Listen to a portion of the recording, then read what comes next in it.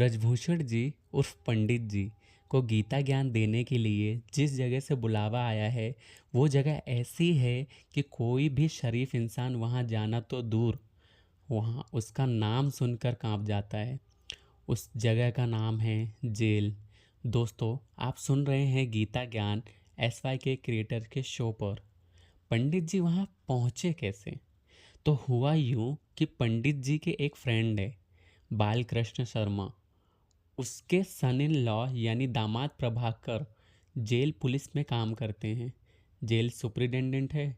और उन्होंने कल पंडित जी को कॉल किया कि वे बहुत टाइम से अपने ससुर जी के कहने के बाद पंडित जी का गीता ज्ञान ब्लॉग पढ़ रहे हैं और उनसे बहुत इम्प्रेस्ड हैं। वे चाहते हैं कि पंडित जी उनकी जेल में कैदियों को गीता ज्ञान के कुछ सेशंस दें। उन्होंने बताया कि जेल में इस तरह की बहुत सारी एक्टिविटीज़ चलती रहती है ताकि कैदी भी थोड़ा स्पिरिचुअलिटी की तरफ आएं और उनमें कुछ सुधार हो। पंडित जी ने उनके इस इनविटेशन को बहुत खुशी से एक्सेप्ट कर लिया। अगर सोसाइटी का कुछ भी भला उनकी वजह से हो सकता है तो उन्हें इसमें खुशी ही मिलती है। प्रभाकर और उन्होंने एक संडे का दिन तय किया कि इस दिन वे कैदियों को 1 घंटे का सेशन देंगे। अगर सब ठीक रहा तो धीरे धीरे सेशन का टाइम बढ़ाएंगे। फिर क्या था, संडे के दिन सुबह 10 बजे पंडित जी प्रभाकर के साथ जेल पहुंच गए। जैसा उन्होंने सुना या फिल्मों में देखा था, जेल वैसी तरह अपनी जगह भी नहीं दी। सब कैदी अपने कामों में बिजी थे। कोई फर्नीचर बनाने का काम कर रहा था तो कोई सब्जियों की क्यारियों में पानी डाल रहा था, कोई कपड़े सी रहा था तो कोई रद्दी पेपर से एनवलप बना रहा था। कुल मिलाकर सब अपने काम में लगे थे। प्रभाकर बड़ी रिस्पेक्ट के साथ पंडित जी को एक हॉल में ले गया जहाँ दीवारों पर बड़ी अच्छी अच्छी बातें लिखी थी। पंडित जी और प्रभाकर के बैठने के लिए वहाँ कुर्सी लगी हुई थी और कैदियों को बैठने के लिए फर्श पर तरी बिछाई गई थी। अब धीरे धीरे सभी कैदी हॉल के अंदर आने लगे। उन्हें देखकर कौन कह सकता था कि इन्होंने किसी को मारा होगा, किसी को चोट पहुंचाई होगी, चोरी की होगी या इससे भी ज़्यादा किसी का बुरा किया होगा। इस वक्त वे सब बिल्कुल आम इंसानों की तरह थे। ना उनके चेहरे पर किसी तरह की क्रुएलिटी थी, ना ही कोई ऐसी बात कि कोई पहचान सके कि उन्होंने कोई क्राइम भी किया होगा। हाँ, उनमें से कुछ चेहरे उदास ज़रूर थे, कुछ सर शर्म से झुके थे और कुछ आंखों में बहुत सारा गिल्ट था। उन सबको देखकर पंडित जी को बहुत बुरा लग रहा था। हमारे कर्म हमें कहाँ से कहाँ ले जाते हैं। कई बार हमारे हालात इतने ख़राब हो जाते हैं कि सही गलत के बीच का फ़र्क ही समझ नहीं पाते हम, और फिर वो हो जाता है जो इंसान को झील जैसी जगह पर ले आता है। खैर, अब जो हो चुका उसे तो बदला नहीं जा सकता, लेकिन आगे के लिए कुछ बेटर किया जा सकता है। पंडित जी ने अपने मन में सोचा, प्यारे दोस्तों, मेरा नाम ब्रजभूषण है, लेकिन प्यार से सब लोग मुझे पंडित जी कहकर बुलाते हैं। मैं कोई पूजा पाठ करने वाला पंडित नहीं हूँ, बस किसी ने ये नाम दे दिया है तो बस सब यही कहकर बुलाते हैं। आपके सुपरिटेंडेंट साहब ने बहुत प्यार से मुझे आपके बीच बुलाया तो मुझसे रहा नहीं गया। मैं भी आपसे मिलना चाहता था, इसलिए आ गया। मैं आपको किसी किस्म का कोई उपदेश देकर बोर नहीं करूँगा। मैं बस कुछ ऐसी बातें करूँगा जो शायद आपकी मदद करेंगे अपने समय को अच्छे से काटने में और अपने आने वाले कल को अच्छा बनाने में। जब आप यहाँ से निकलकर बाहर की दुनिया में जाएंगे तब वहाँ आत्मसम्मान यानी डिग्निटी के साथ सरवाइव करने में आपको मदद होगी। तो चलिए शुरू करते हैं। सबसे पहले मैं चाहूँगा कि आप लोग मुझसे जो भी आपके मन में सवाल है वो पूछें। जो भी आप फील करते हैं या जिस क्वेश्चंस के आंसर आपको नहीं मिल रहे हैं, मैं कोशिश करूँगा कि श्रीमद् भगवद गीता से जो खुद भगवान की वाणी है, उसमें से ढूंढकर आपके सवालों के जवाब दे सकूं। अगर आज मुझे जवाब ना भी पता हो तो अगले सेशन में आपके लिए जवाब ढूंढकर लाने की पूरी कोशिश करूंगा। तो जिससे भी कुछ भी पूछना हो पूछ सकता है। पूरे हॉल में सन्नाटा छा गया। ऐसा नहीं था कि किसी के मन में कोई सवाल नहीं थे, बल्कि शायद ही कोई होगा जिसके मन में सवाल ना हो, लेकिन एक हिचक थी कि कैसे पूछें। खुद को लेकर इतना गिल्ट था कि कॉन्फिडेंस ख़त्म सा हो गया था। पंडित जी ने एक बार फिर कहा कि आप लोग ये ना सोचे कि आपके सवाल से मैं या सुपरिटेंडेंट साहब आपकी बाकी साथी क्या सोचेंगे। आप बस पूछिए जो कुछ भी मन में है। तब तब एक यंग सा लड़का खड़ा हुआ। वो बहुत दुबला पतला सा था। उसके चेहरे पर गहरी उदासी थी, जैसे उसने जीवन की उम्मीद ही खो दी थी। सर, मेरा नाम राहुल है। मेरी एज 24 साल है, 24 ईयर्स। मैं यहाँ चोरी के इल्ज़ाम में कैद हूँ। वो चोरी जिसके बारे में मैंने खुद ही पुलिस स्टेशन में जाकर बात की थी, बताया था कि मैंने की है। मैं आपसे ये जानना चाहता हूँ कि जो गिल्ट मुझे दिन रात खाए जा रहा है उससे मैं बाहर कैसे निकलूँ।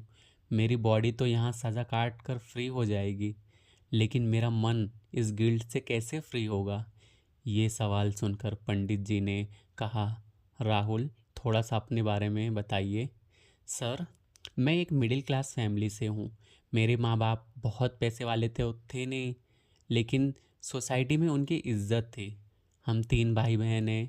मेरी दोनों बहनें बहुत अच्छी हैं, पढ़ाई में भी बहुत सिंसियर हैं और माँ बाप की बातें मानने वाली हैं। शुरू में मैं भी ऐसा ही था, लेकिन टीनेज आते आते गलत संगत में पड़ गया और वहीं से मेरी बर्बादी शुरू हो गई। मैं स्कूल बंद करने लगा, घर से पैसे चुराकर उनसे खुद और अपने दोस्तों को नशा कराता। अब स्कूल से मेरे घर कंप्लेंट्स आने लगती तो मेरे पेरेंट्स ने मुझ पर सख्ती करना शुरू कर दिया। इस बात ने मुझे और भी ज़िद्दी बना दिया। मैं हर तरीके से उन्हें परेशान करता। उन्हें परेशान देखकर मुझे बड़ी अजीब सी खुशी मिलती। मेरी बहनों ने भी मुझे समझाने की बहुत कोशिश की, लेकिन पता नहीं मुझ पर क्या हावी हो गया था, जो मुझे किसी की भी बात समझ ही नहीं आ रही थी। फिर मेरी बड़ी सिस्टर की शादी तय हो गई। पूरी फैमिली इसकी तैयारियों में बिजी थी। मेरे फादर ने सालों से मेहनत करके, सेविंग्स करके जो पैसे बचाए थे उनसे सिस्टर के लिए ज्वेलरी वगैरह का अरेंजमेंट किया था। शादी से ठीक एक दिन पहले मैंने अपने नशे की लत के आगे हार मान ली और अपने ही घर में चोरी करके अपनी बहन के गहने बेच दिए और अपने दोस्तों के साथ सारे पैसे नशे में उड़ा दिए। जब इस बात का मेरे फादर को पता चला तो उन्हें हार्ट अटैक आ गया। किसी तरह उनकी जान बची, लेकिन बहन की शादी टूट गई। क्योंकि ससुराल में मेरी इस हरकत का पता चल गया, मुझे सबका इतना अफसोस हुआ कि मैंने खुद ही थाने जाकर अपनी चोरी की बात कबूल कर ली। क्योंकि मेरे पेरेंट्स ने चोरी की रिपोर्ट की थी, इसलिए मुझे अरेस्ट कर लिया गया। मेरे पिताजी मुझसे इतना नाराज़ थे कि उन्होंने पुलिस को मुझे जेल में ही रखने को कहा। मतलब उन्होंने अपनी रिपोर्ट वापस नहीं ली। इस तरह मैं तब से जेल में ही हूँ। मुझे अपनी गलती का पूरा एहसास है। मैं सुधरना भी चाहता हूँ, लेकिन मुझे लगता है कि अब कोई माफ़ नहीं करेगा। अगर मैं यहाँ से बाहर गया तो मेरा फ्यूचर नहीं होगा। मेरा गिल्ट मुझे अंदर ही अंदर खाए जा रहा है। मैं क्या करूँ पंडित जी कि मुझे इस गिल्ट से छुटकारा मिले। राहुल, म- मैंने तुम्हारी बात सुनी और समझ ली है। मुझे खुशी है कि तुम्हें अपनी गलती का एहसास हुआ है और अब तुम सुधरना भी चाहते हो। रही बात गिल्ट की, तो जब तुम्हें अपनी गलती का पूरा एहसास है तब तभी इसे अपने मन में मत पालो।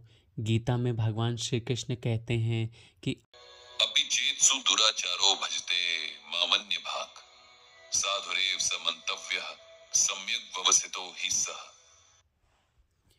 ये श्लोक गीता के 9वें अध्याय में है। इसका मतलब है कि यदि कोई बहुत ही दुराचारी व्यक्ति है, प्रेम व भक्ति के अन्य भाव से हमको भजता है, तो वो साधु है, क्योंकि उसने भली भांति निश्चय कर लिया है कि परम पिता परमेश्वर कृष्ण के भजन के समान है। अब अन्यथा कहीं कुछ नहीं है। सिंपल वर्ड्स में कहूँ तो जिस पल तुमने अपना जुर्म मान लिया और उसे ना दोहराने का खुद से वादा कर लिया, तो तब तुम उसके बोझ से मुक्त हो गए। तुम्हारे शरीर को तो दुनिया के कानून के हिसाब से सज़ा मिल ही रही है, लेकिन तुम अपने मन को अगर भगवान श्री कृष्ण को डेडिकेट कर दोगे तो वो शांत हो जाएगा। उसे इस जुर्म की सज़ा से मुक्ति मिल जाएगी और तब तुम बाहर जाकर भी शांति से जी पाओगे। तुमने जो भी अपराध किया है, जानबूझकर या अनजाने में, उसकी उसकी सज़ा मिलना तय है। लेकिन अगर तुम खुद को अभी संभाल लो, आगे से या ना करने की ठान लो, आने वाले जीवन में जन्मों को सुधार लोगे, तो मैं तुम्हारे अच्छे फ्यूचर की कामना करता हूँ। इसके बाद पंडित जी से और भी कैदियों ने सवाल पूछे, जिनमें से कुछ के जवाब उन्होंने दिए और कुछ के अगले सेशन में रख दिए। इस तरह 1 घंटे का यह सेशन समाप्त करके पंडित जी वहाँ से चले गए और इस तरह SY के क्रिएटर के शो पर गीता ज्ञान का यह एपिसोड अब यहीं ख़त्म होता है।